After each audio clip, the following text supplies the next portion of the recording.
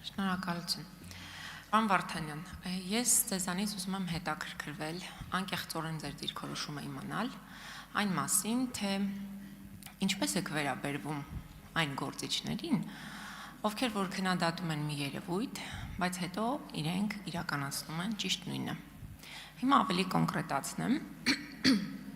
Ես հիշում եմ, որ անցած 8 տարիների ընթացքում դուք նույն ամբիոնի մոտ կանգնած ձեր մասնագիտական բարձր որակները երբեմն զոհաբերելով դուք քննադատել եք Սահմանադրական դատարանի այն դատավորին, որի դեմ ամբողջ իշխանությունը պայքարում էր։ Խոսքը Հրայր Թովմասյանի մասին է։ Եվ ձեր քննադատության հիմնական շեշտադրումն այն էր, որ Հրայր Թովմասյանը հանրապետական կուսակցության անդամ է եղել, հետո դարձել է Սահմանադրական դատարանի դատավոր, հետո նախագահ եւ նա չի կարող ուղղակի լինել անաչառ դատավոր։ Այսինքն, ու դրա հետ կապված հիշում եք, քանի օրենսդրական փոփոխություններ, հազար ու մի քայլեր, որ հնարավոր լինել գահընկեց անել Հրայր Թովմասյանի։ Հիմա դուք լինելով քաղաքացիական պայմանագիր կուսակցության ամենավառ եւ ամենապրոֆեսիոնալ ներկայացուցիչներից, դուք գնում եք նույն ճանապարհով։ Ասացիք, որ առաջնորդվում եք երթումներով եւ շատ կարեւորում եք, որ պաշտոնյան իր երթումներին տեր կանգնի։ Հիմա ձեր երթումը ուրիշ ինչ բովանդակություն պիտի ունենա, որպեսզի մենք իսկապես հավատանք, որ դուք չեք գնում այնտեղ սպասարկելու քաղաքացիական պայմանագիր կուսակցության շահերը, եւ դուք գնում եք իրապես անաչառ դատավոր լինեք, որովհետեւ եթե Հրայր Թովմասյանը անաչառ չէր միայն նրա համար, որ հանրապետական կուսակցության ներկայացուցիչն էր,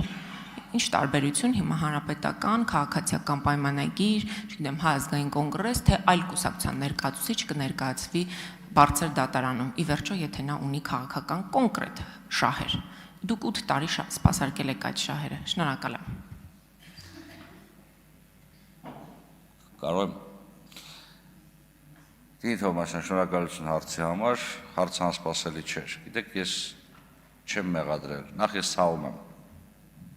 Հրայր Թովմասյանի եւ Լիազորությունների վաղաժամկետ դատարանի համար եւ ամբողջ պոդիսականի համար։ Բայց մեր նմանությունը միայն հետեւյալում է, որ մենք երկուսս էլ գնում ենք պետաիրավական հարցերի մշտական հանձնաժողովի նախագահի կարգավիճակից Սահմանադրական դատարան։ Իսկ դա շատ ավելի անկեղծ, պարոն Թովմասյանը հրաժարական էր ներկայացել նաեւ հանձնաժողովի նախագահի պաշտոնից, երբ առաջադրվել էր Սահմանադրական դատարանի դատավորի պաշտոնում։ Բայց կա մի էական տարբերություն, նախ Տիկին Թովմասյան, ի գիտություն, Սահմանադրական դատարանի դատավորներից առնվազն 5-ը գնացել են Սահմանադրական դատարան անմիջապես խորհրդարանից եւ երբեք դա հարց չի առաջացրել։ Կին Բալայան, Արևիկ Պետրոսյան, Ռաֆայել Պապայան երջանկայի շատակ, մելիքը հիշեմ, այս թիվը մեծ է եղել։ Հրայր Թովմասյանի հետ կապված հիմնական խնդիրը ոչ նրա մեջ էր, որ վերջինս խորհրդարանից տեղափոխում է Սահմանադրական դատարան, որքան նրա մեջ է, որ լինելով Սահմանադրության նոր տեքստի ջատագով, խոսելով նրա մասին, որ Սահմանադրական նոր կարգավորումները ավելի ժողովրդավարական են, ըստ էության լինելով Սահմանադրության ԱՅՈ-ի շտաբի կարևորագույն դերակատարներից մեկը, այդուհանդերձ նոր Սահմանադրության իր իսկ կողմից կերտված Սահմանադրություն, ես ամենայն հարգանքով եմ ասում, իր իսկ կողմից կերտված Սահմանադրություն թողնում է մի կողմ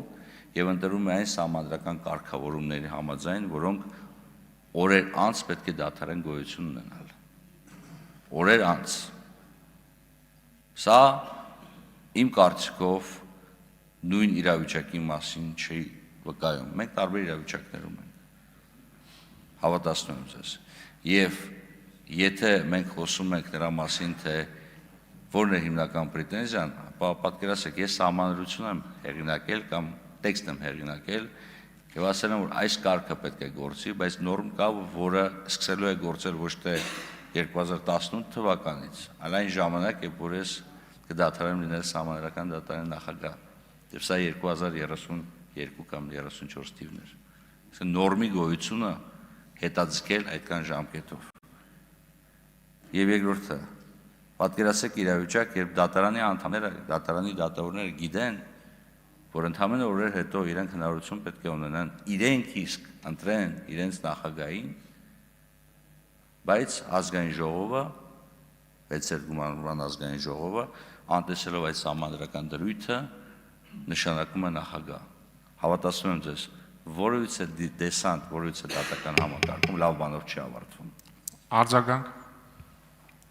Շնորհակալություն։ Պարոն Վարդանյան, ինձ համար էլ բացարձակ նորություն չէր կամ անակնկալ չէր ձեր արձագանքը, որ դուք ցավ եք հայտնում, հաշվի առնելով, որ անցած 8 տարիների ընթացքում առիթ ունեցել եմ ձեզ ճանաչելու, բայց ամեն դեպքում ես երաշխիքների մասին ոչինչ չլսեցի, որ դուք ինչ պիտի անեք, որպեսզի իսկապես մենք հրապարակային նաև այսօր այդ երաշխիքները լսելուց հետո կարողանանք հետո ձեզ հիշեցնել ձեր խոսքերը, որ այս որոշման կայացման ժամանակ դուք հակառակ եք գնացել ձեր խոսքերին, որովհետև սահմանադրական դատանը բնականաբար քննելու է գործեր, որոնք ուղիղ առնչվելու են իշխող կուսակցությանը եւ ձեր դիրքորոշումը, այդ թվում եւ հրապարակային խոստումները ձեր անաչառության վերաբերյալ ուղղակի կապ ունեն հետագա պրոֆեսիոնալ գործունեության որակի վրա։ Շնորհակալ եմ։ Տիկին Թովմասյան, շատ լավ որ ընդգծեցիք, որ մենք այս վերջի 8 տարիների ընթացքում շատ ենք շփվել եւ մենք միմյանց շատ լավ ճանաչում ենք։ Դուք գիտեք իմ դիրքորոշումները, ես գիտեմ շատ լավ ձեր դիրքորոշումները։ Ինչու եմ ես երթման տեքստը հիշատակել։ Մի պարզ պատճառով, որովհետև կարգավիճակի փոփոխությունը բերում է նաև քո հասարակական դերի փոփոխությանը։ Որովհետև դուք որպես լրագրող եւ դուք որպես падգամավոր երկու տարբեր վարքագիծ եք իրականացնել։ Ոչ թե նրա համար որ դուք փոխվել եք, որովհետև ձեր զբաղեցած պաշտոնը հանգեցնում է ձեր վարքագծի փոփոխությանը։ Եվ ես ինչու եմ հիշատակում երթումը մի պարզ պատճառով, որովհետև երթումը որոշելու է այն կարգավիճակը, այն մտածելակերպը եւ այն մոտեցումները, որով ես եմ առաջնորդվելու։ Եկեք չխառնենք կուսակցական կարգապահության պահպանումը, որը շատ կարևոր է խորհրդարանական ուժերի ձևավորման համար, անկախության եւ անաչառության հետ։ Եվ չմոռանանք, որ սահմանադրական դատարանի դատավորը է ընտրվում 12 տարի ժամկետով, այսինքն մոտավորապես 2 խորհրդարանական իտերացիաների համար։